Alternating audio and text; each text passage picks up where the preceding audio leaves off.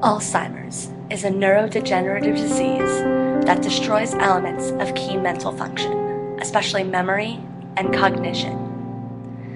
This means as he looks at her and remembers their wedding day, her brain is struggling with the motor function necessary to remember how to make her feet move for the dance.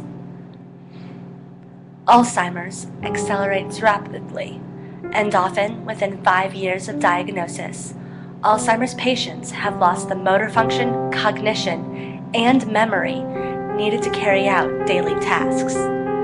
This means that their care is completely taken over by the efforts of loved ones. As of now, Alzheimer's cannot be prevented, slowed, or cured, and as the disease progresses, memory worsens to the point where he is dancing with his wife, reminiscing their wedding day, and she asks,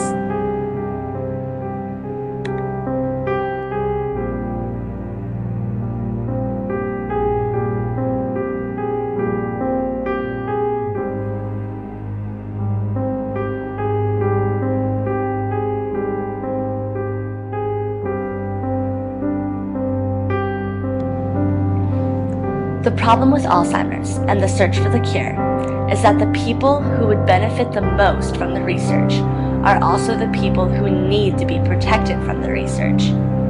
Research in the medical field requires the consent of the patient.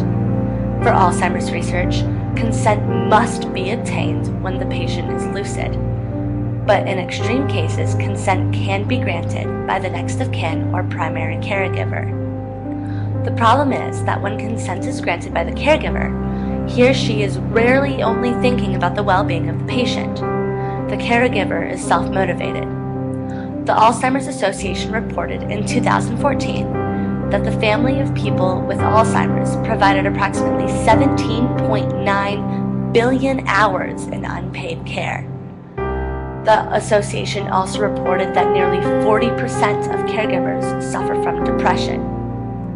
This means that when considering the patient's consent, the caregiver is not only considering the well-being of the patient, but also considering how the research might improve their own well-being. Throughout the course of research, it is unethical and invalid for consent to be granted by anyone other than the Alzheimer's patient, because no one else can feel her frustration or discomfort. The previous clip and the current clip together prove that the caregiver rarely understands what the Alzheimer's patient is actually suffering. The clips compare Blaine's erratic behavior when he underwent an Alzheimer's simulation for only 12 minutes to the difficulties and odd behaviors his mother exhibits due to Alzheimer's disease. Blaine then admitted that he could not feasibly comprehend that those were the conditions in which his mother lived every minute of every day.